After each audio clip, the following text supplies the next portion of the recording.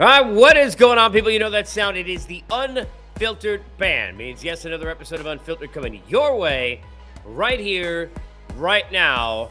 Episode number 218 officially. You can jump on board the Unfiltered Revolution 24/7, 365, whenever, however. Apple, Spotify, everywhere you get your podcasts. Equal Opportunists, are we there? Anywhere you can get them, get them. Of course, jump in Twitter or X, get up into the bio at Casey Stern, get on the YouTube channel. You can follow all the content, all the 217, now 218 episodes deep, interviews, conversations, and much, much more right here with me. And thank you to the Unfiltered Band. We appreciate you for hopping on board, and good to have you with me here on the show.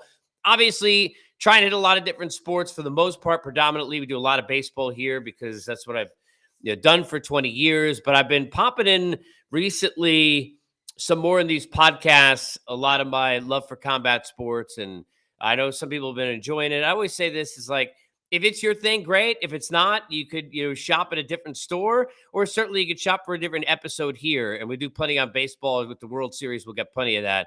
But I wanted to delve into some of the huge news in the combat sports world. Jon Jones is out. He and Stipe will not fight at the Garden on the 11th of November 2023 here in UFC 295. We'll get into Aspinall and Pavlovich. I want to talk maybe a little bit as well about Ngannou and Fury, which is coming up. Pumped for that fight big time tomorrow night, even though I know how that's going to go. We know this. You can bet on that fight. You can bet on the UFC. Anything pretty much through Bet Online, because it is the number one source for all your sports betting needs. Latest odds, lines, and matchup reports, baseball, basketball, boxing, golf, UFC, and more. BetOnline continues to be the latest, fastest, and easiest way to get your wagers. Live betting, favorite casino, and card games, they're all available to play right from your phone.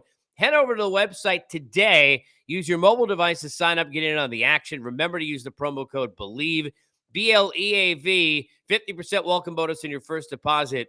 BetOnline, where the game starts, as we get started here. And I laugh a little bit because I realize, as I looked up into the camera, just how jacked up the back of my phone is. As you can see there, it would have been nice to have a phone case, but what can you do?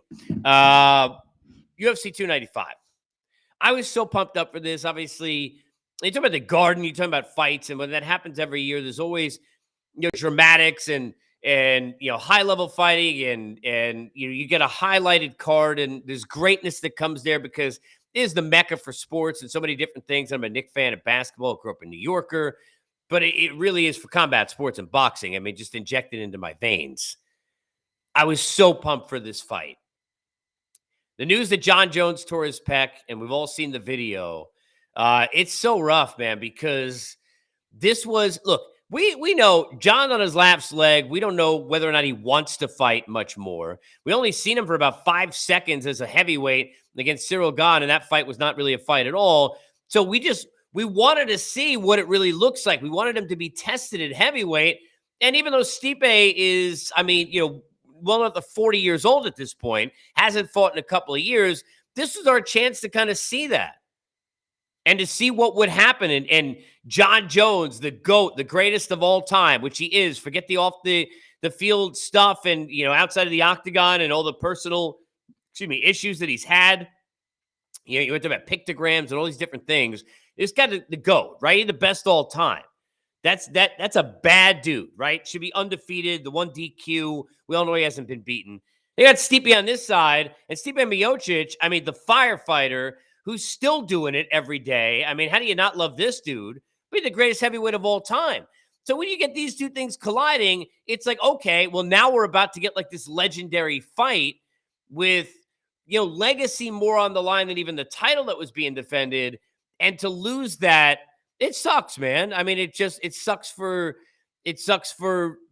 all of us who are fight fans. It sucks to hear the news that Jon is out. And, the torn pectoral, I think he already had the surgery. They're saying 8-9 months, maybe International Fight Week, July of next year. Maybe we get this fight again. But at that time, Stipe going to be, I think, 42, maybe 43 years old. It'll be almost 3 years since he's fought. And is he still going to retrain and do that? Now, look, for the millions of dollars that Stipe is going to make, and I'm not saying it's all about money for him. Clearly it's not, because he doesn't have to be a firefighter still right now. He's doing it. He's grinding every day because that guy's got it in here with heart. But I mean, let's be fair.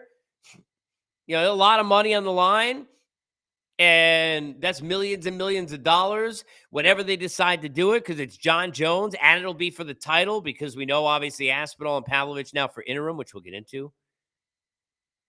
They're going to do it. So I think a lot of people worry, well, it depends how long it is. Maybe Stipe will just kind of be like, nah, at this point, I'm over it. I'm just going to retire. I don't want to do it again. Stipe, I'm sure, is crushed. And I'm sure this is very difficult for him because he's 2 weeks away from the fight and he's trained and he's gotten all the way here. And this is now, that moment has arrived. I mean, this is going to be his last fight for sure. We knew he was going to retire. So I think it's probably very difficult for him, but let's be fair. I mean, I don't think if it's 9 months or 12 months or even 18 months, they tell him at 44 years old, I know you haven't fought in 4 years. You want to fight Jon Jones and make $10 million. I think you're going to do it. So that fight's going to happen. Now, there are a lot of people who are upset because this is now not a situation where Jon gets stripped of the title. I mean, we got Yuri Prohaska, who now is in the main event, obviously, against Alex Pereira at 295, and he was stripped of the belt. We've had guys who have gone down and they've been forced out because of injury and they've been stripped of titles. But the difference here is that it's Jon Jones. He's in a category of one. And they know they want to make that fight with Stipe. And yeah, if Jon Jones fought, it's like Conor McGregor. He don't need a title. He'd be on titles. Jon Jones, fought it at UFC 307 for the next time. He could be the headliner and it'd be the biggest selling pay-per-view of that year. It wouldn't matter. Because Jon Jones. You can do a Jon Jones Stipe Miocic fight tomorrow, or you could do it in 3 years, and people are going to watch it because of what the fight means and because it's Jon Jones, right?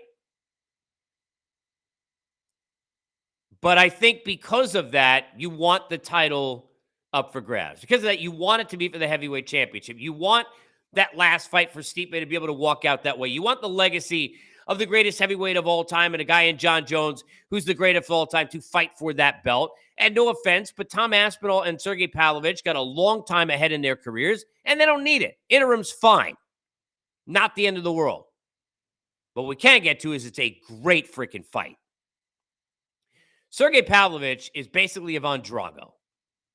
If you haven't watched this dude fight, he's massive. He's an unbelievable puncher.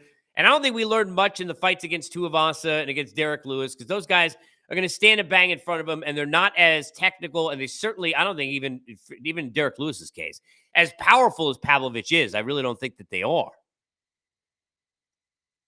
But when he fought Curtis Blades, who granted a terrible game plan, here's a wrestler who finally gets to do what you should do against Pavlovich, get him off his feet. He wanted to stand and trade and bang, and he got banged, boom, gone. Excuse me. Tom Aspinall not going to make that mistake. Tom Aspinall going to come in. He's going to punch a few times. He's going to try and take Pavlovich down, and he's probably going to beat him somewhere in the first round with ground and pound. Unless Pavlovich's takedown defense or on the ground off his back and getting back up and sprawling and all of that is better than we think it is, but we have no idea, to be fair, what we think it is. The one thing that is beneficial, I think, for Pavlovich is because he was going to be the official backup for this fight, Miocic and Jones, he's already, training for two guys who clearly, if they're going against him, are trying to take him down because, no offense, Curtis Blades, you'd be an idiot to not try and take this man down. His fists are basically cement bricks. My dog, by the way, is snoring so loud in the background that I know you probably can't hear it in here, but it's so loud. I can hear it through the headphones over myself. And happy birthday to Charlie, who will be 15 on Thursday. But it's distracting me. I'm sure you probably can't hear it. I digress. Very professional of me. But I think when you look at this situation now with this fight, this is a better, if you're looking at who are the mixed martial artists now, where are they in their careers? This is a better fight now when you look at where these two guys are and their trajectory of careers and what they're bringing to the table. I mean, we don't know what we're getting from Stipe. It's a different fight, but it's not going to have the juice. I don't think care what people see. We could try and break down all these different things and say whatever the hell we want. It's Jon bleeping Jones and Stipe Miocic, the greatest heavyweight of all time. So there's a downgrade, even though I'm pumped for this Aspinall fight, and I think it's a great fight. I think it's tough for Tom, because he's on sitting 2.5 weeks notice, where Pavlovich, because he was that backup, was at least preparing for the fight and was kind of, body wise and training. And, I don't know, do you train as hard when you think, well, there's no chance, I'm probably going to the Garden for no reason, I'll be there as a backup. Maybe I can get into the octagon afterwards if Joan doesn't retire, and face to face and set up a next fight, or who knows what. Are you training as hard, or is, even in the back of your mind where it's centered to the front of your mind, you're like 99% chance I'm probably never fighting in this fight? I don't know, but at least he's probably in a better frame of body and mind in mentally and preparation and all of that for that date than Tom Aspinall, who is planning to go to New York just to hang out and watch the fights. So Aspinall, a little bit of a disadvantage, even though he trains all the time. He's coming off that serious injury. Obviously, he's keeping his body in shape, but it's a little bit of a different scenario. But I can't wait for that fight too. Speaking of fights I can't wait for, tomorrow night, Riyadh, Saudi Arabia. Tyson Fury, the heavyweight champion of the world. Francis Ngannou, who is the heavyweight champion of the world, the UFC, until he and the UFC couldn't figure it out, and he should have been the one fighting Jones, and I don't want to go back into all that. The chances are very possible that you or I or anybody else who pays the money for this fight is going to watch Francis Ngannou get undressed, probably slower than in the first couple of minutes because Tyson Fury is a showman, and undressed over a couple of rounds. Maybe throughout the distance to a decision, but probably get knocked out. Get his hand raised by Tyson Fury, who congratulates him for coming in and having the balls to step into that ring. And Ngannou goes back to the PFL, and Fury goes and fights Usyk in a couple of months, and that's all she wrote. A puncher's chance is a puncher's chance. If you told me they were fighting in UFC gloves, I would give, even if it was boxing rules, I would give Francis Ngannou a better chance. Because the power in those gloves and in his hands, we know what it is. Now, is he going to be able in those big boxing gloves to find Fury quick enough, in a perfect shot enough, temple chin, wherever, where he's going to be able to one punch, stumble and then knock out? Because it really, to be honest with you, even if he's able to get Fury, off his feet, we've seen Fury get knocked down against Wilder and come back and win the fight. I don't know how he beats Tyson Fury. I don't. I hope he gives a good account of himself.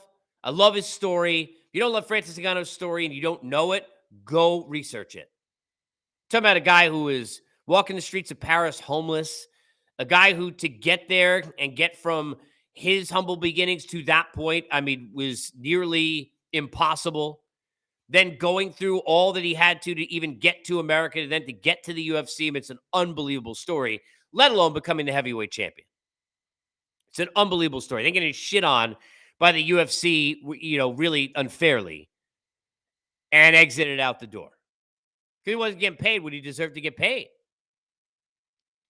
But I don't think he's got a chance to beat Tyson Fury, but I'm going to watch. Because this isn't Jake Paul and Nate Diaz. I love Nate. St. Dylan Dennis and Logan Paul. The heavyweight champion of the world, people. This isn't Tommy Fury. It's the heavyweight champion of the UFC. With one-punch knockout power. Not Nate Diaz, who's a great jiu-jitsu fighter, and basically a guy slapping you around with the Stockton punches, which isn't going to do crap. Not going to do shit in boxing. They're different. You got Francis Ngannou throwing hands with Tyson Fury. There'll be some damage done in this fight. I just don't know how Ngannou pulls it off. I don't. Let me know in the comments. You think Francis got a shot? Are you going to watch this fight? What's your take on UFC 295? And anything else you want to bring in the combat sports? Of course, plenty of baseball coming. If that's your thing and that's your flavor, I get it. It's mine too. But I like to diversify the portfolio. So away we go. Kind of bringing to you more of what I love in all the different sports right here on Unfiltered, where we, as always, are presented by our good friends at BetOnline.